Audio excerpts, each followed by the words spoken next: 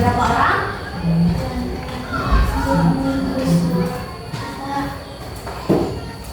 Sebelum memulai pelajaran, kita berdoa dulu ya. Silakan dipimpin. Siap sebelum belajar, mari kita baca doa bareng hati dimulai.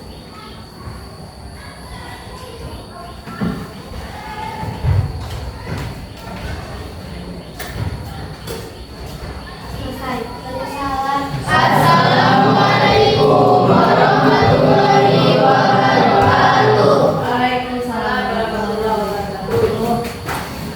Materi bahasa Indonesia, kalian sampai mana materinya? Kalau dulu bahasa Indonesia kemarin?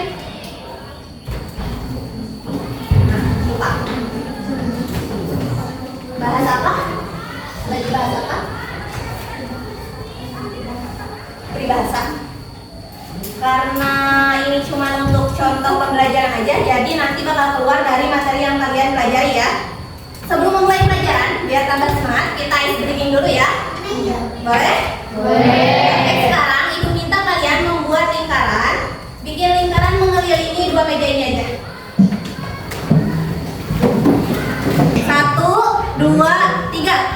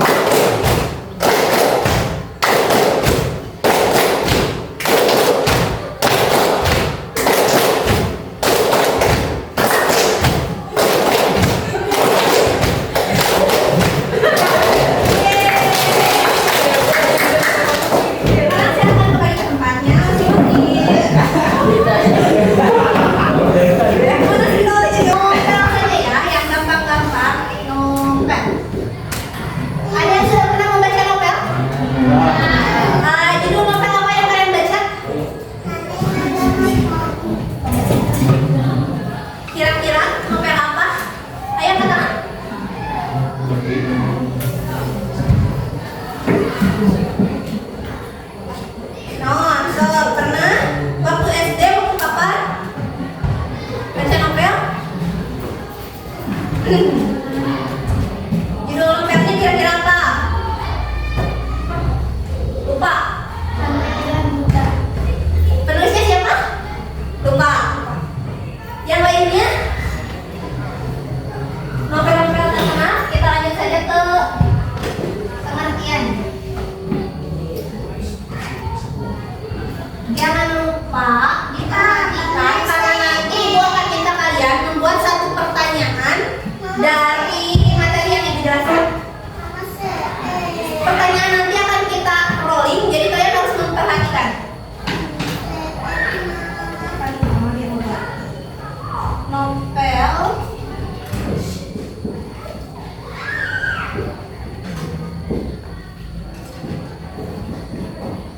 butuh gitu ya.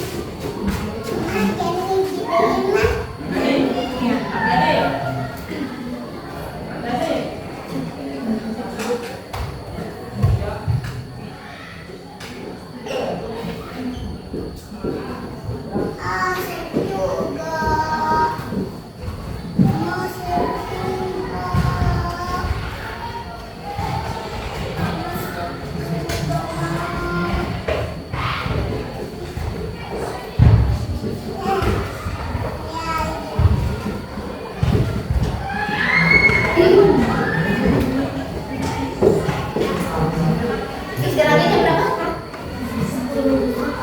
Jam 10, sekarang udah 8.39. Jadi pengertian novel adalah karya sastra berbentuk cerita panjang. Cerita panjang, jadi beda ya sama cerpen. Kalau cerpen, cerita pendek, sedangkan ini cerita panjang yang menceritakan rangkaian peristiwa kehidupan tokoh-tokoh dengan berbagai konflik dan latar belakang. Anu atuh Pak. Selanjutnya kita ke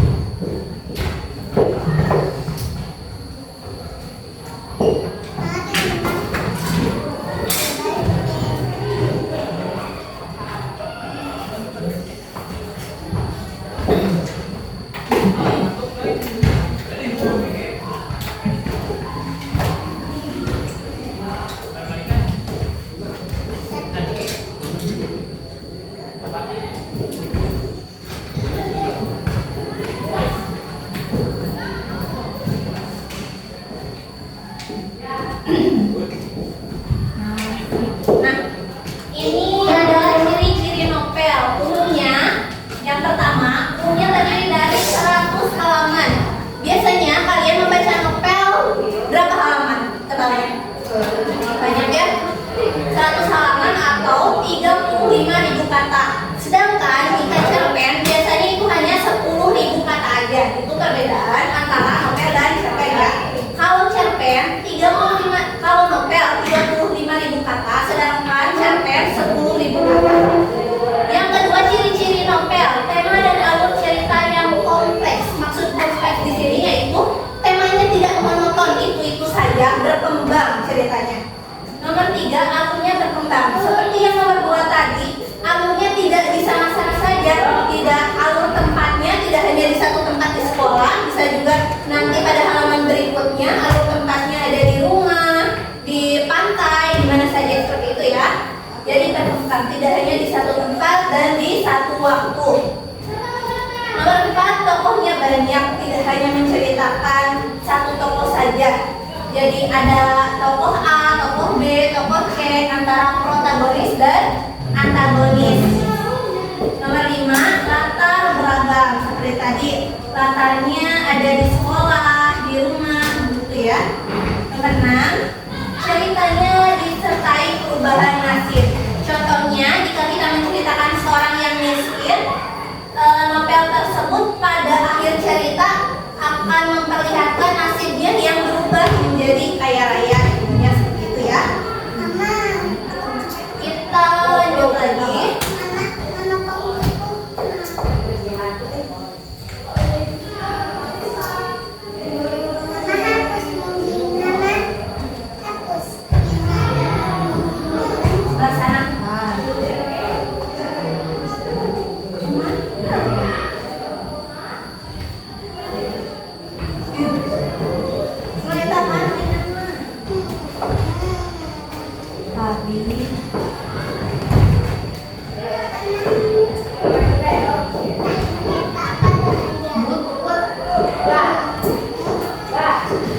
Unsur intrinsik novel.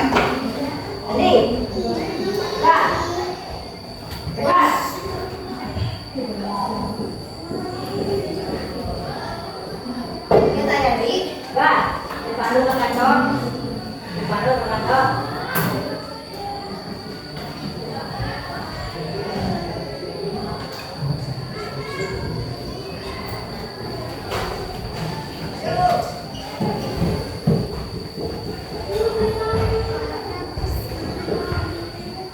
unsur intrinsik novel. Yang pertama ada tema.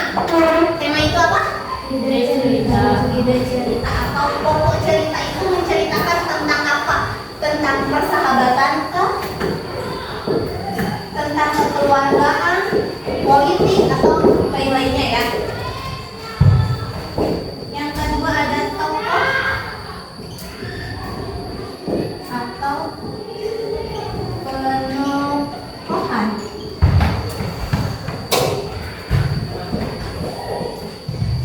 Tokohnya siapa saja?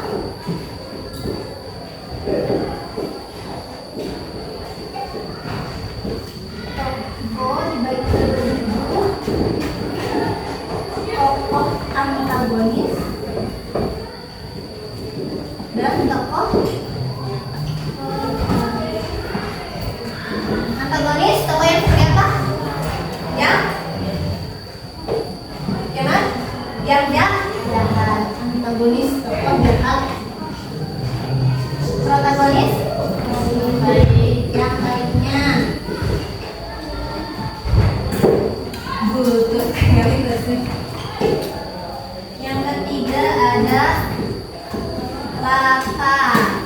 Latar dibagi menjadi dua juga, ada latar waktu dan latar tempat. Pada novel tersebut waktunya kira-kira pada kapan? Pagi hari kah?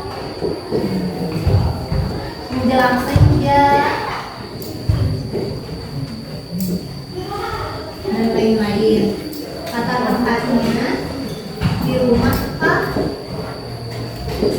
Di sekolah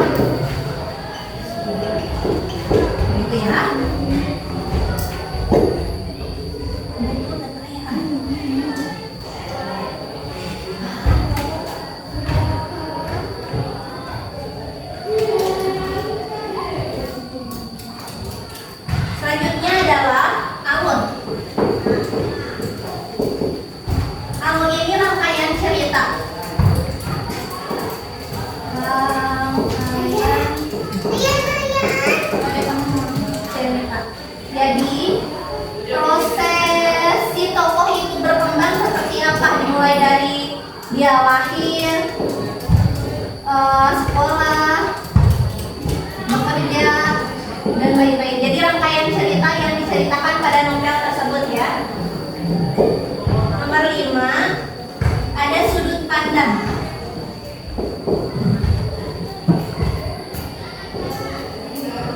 Sudut pandang dibagi menjadi 2 juga. Ada sudut pandang orang pertama.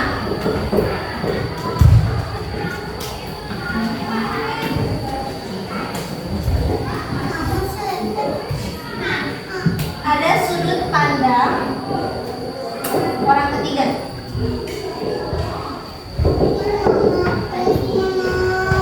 Ketiga, perbedaannya sudut pandang orang pertama yang bercerita pada novel tersebut adalah si tokoh utamanya yang ditandai dengan penggunaan kata aku, saya, atau nama dia.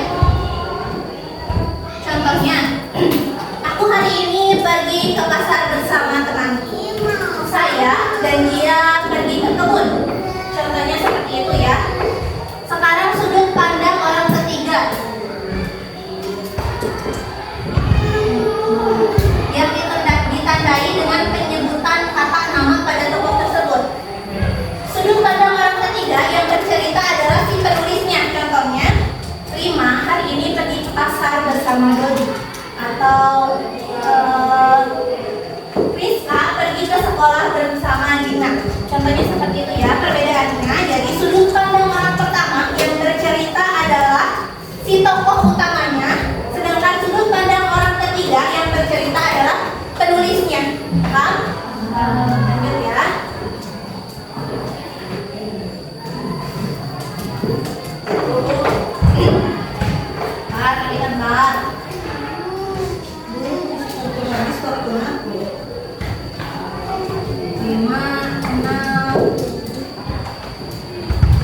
Gaya bahasa.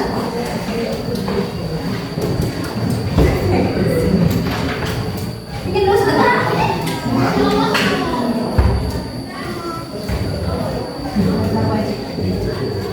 Bisa ditulis lah, biar aja ya. Yang keenam, gaya bahasa. Dalam novel tersebut bahasa yang digunakan itu formal atau non formal gitu ya. Dibagi 2 lagi, gaya bahasa formal dan non formal.